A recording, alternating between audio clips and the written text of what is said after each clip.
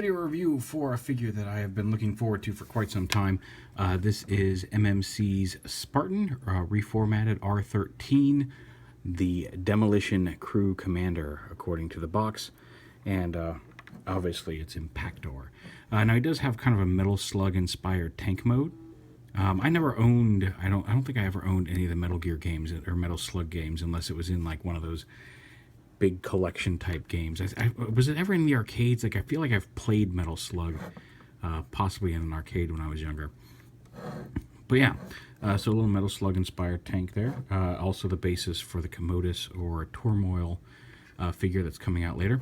And he comes in the standard MMC reformatted box with the window and all that good stuff. And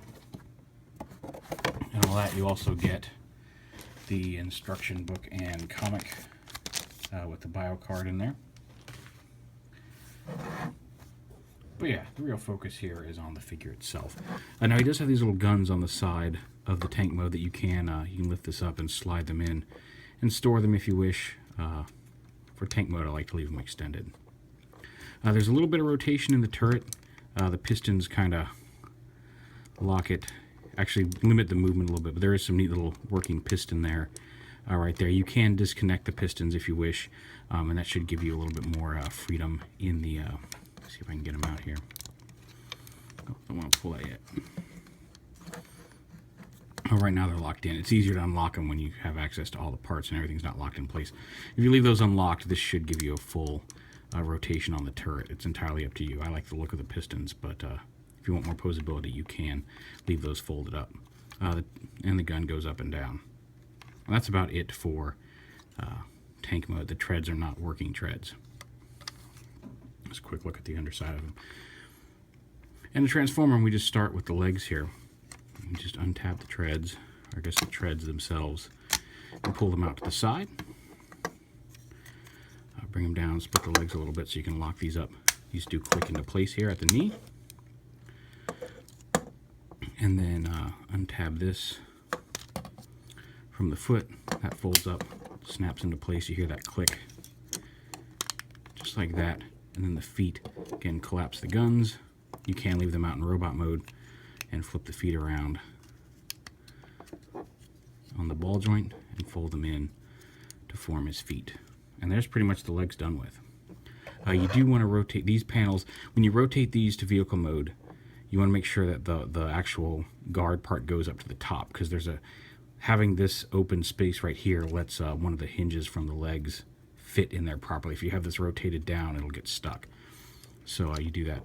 Then it helps to rotate the legs around so the thigh matches here, and then rotate the whole thing together. Because if you just try to rotate this piece by itself, it's very tight, and you're going to stretch your fingers. So if you line the legs up properly first, and then rotate the whole leg like that, then you've got his legs proper, and it's a whole lot easier to do the whole thing together. So there's his legs. This piece right here, take these side panels and fold them out back around to this. This panel untabs from the waist. And then once that's unlocked, you can start. Now the instructions, when the instructions are going to tank mode, it tells you to fold the arms in like this on these hinges before you collapse everything up, because these kind of joints, the pins here, actually click into the waist, and you got to collapse this all the way up against the waist, pushing it in. If you fold the arms up first, it's very difficult. So make sure you wait until after you've clipped this all into place before you fold the arms up, because you can see the arms fold in like this, and the joint to collapse it actually goes up behind the arms. It's much easier if you wait to fold the arms in until after this is collapsed, so this hinge can come out. And once that's done, you can just pull this down, and that'll let you unhook those pistons. And you can see with the pistons unhooked, the turret has a lot more range of movement. You can flip these up as little guns if you want. But collapse those down and then pull this whole assembly on this hinge out away from the body. It kind of folds up inside there. It's a little tricky to get undone.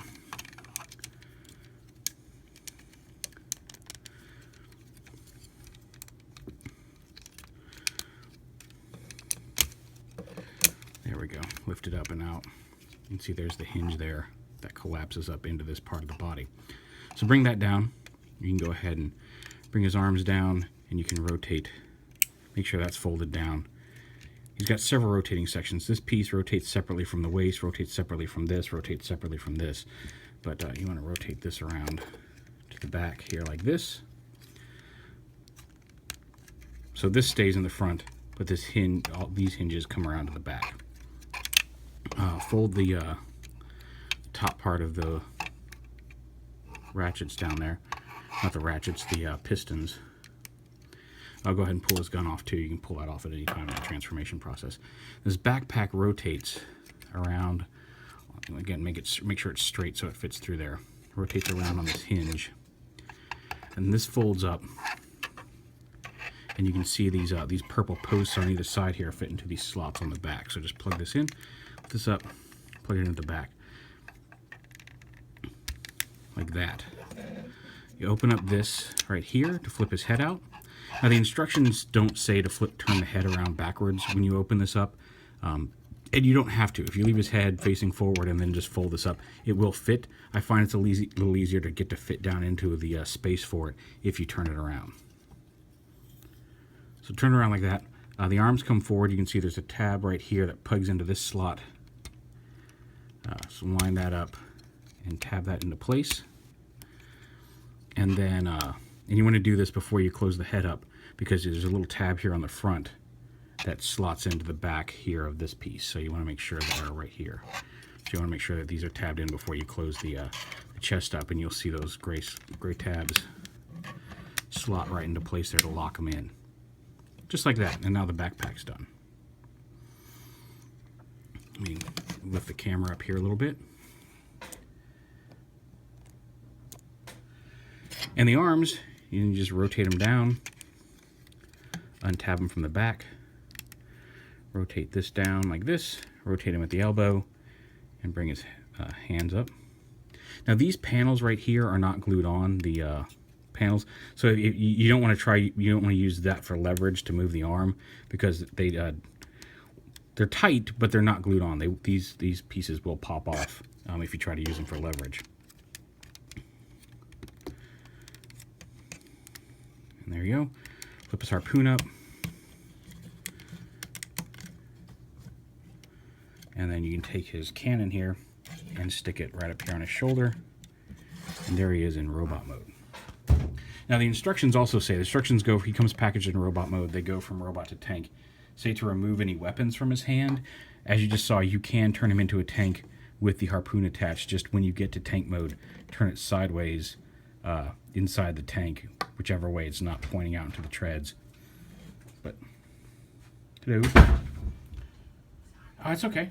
Bianca just walked in. You want to say hi to everybody? Bianca, hi. Sorry to interrupt. It's my coworker Bianca. She does voice work for here at the station. All right. So anyway, so just make sure this is turned sideways in tank mode, and it won't interrupt with anything in robot mode. Get his torso all lined up here. You can see all those pieces that rotate separately. Kind of a pain in the butt. So yeah, he's got a ball joint head. So I think it's a ball. Yeah, it's a ball joint. He's got the hinge up and down and side to side on his cannon here. He's got swivels at the shoulder, both in and out and front to back. Bicep swivel, dual hinged elbows, and he's even got kind of a ball joint on his wrist here. And he does have a wrist swivel. Waist swivel, front to back hips, side to side hips, a thigh swivel, just a single hinge knee there, and then a ball joint on the foot, which you saw for transformation, so that opens that all up.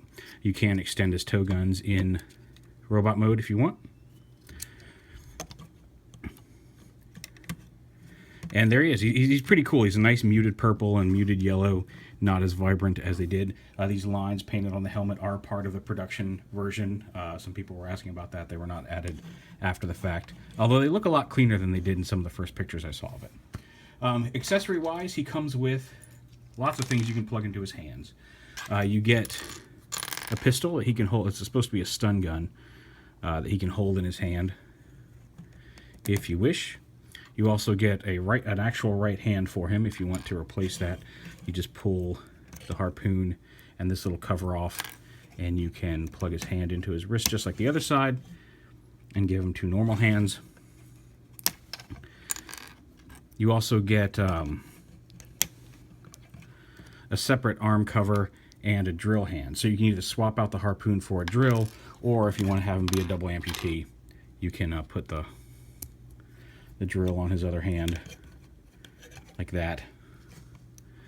I guess you don't really need that, but so you can give him weapon arms however you wish to do it. There's also a little plug here that I'm not sure what it's for, but I think it's just if you want to actually that doesn't want to plug in.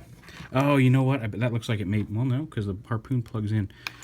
Maybe you put it in here. Does it fit in there like that? No, it doesn't fit through there like that. Huh. So I'm not sure what this little plug is for. I thought maybe this was a plug to make it look like he was missing his hand, but it doesn't stay plugged in there. So I am not entirely sure what that's for.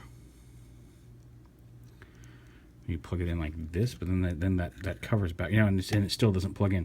Yeah, so I'm not sure what this piece is for. Oh, is that an extra wheel for something? No, he doesn't have any wheels. So this little extra piece that is not shown in the instructions, and I'm not sure what the purpose of it is. Now, of course, size comparisons, which I know some people have said are lacking, but I think we're going to have it covered today because, of course, you can't have the leader of the demolition crew without his crew. So just going with leader of the demolition crew, here are, of course, the 2 official members of the third-party demolition crew right here with him. Here he is with Fans Project's version of Roadbuster. Mr. Invincible himself, Whirl. The mightiest Titan, tiniest Titan. There is Iron Fist, and of course, Springer. So there he is with not all of his crew, but a good chunk of his crew.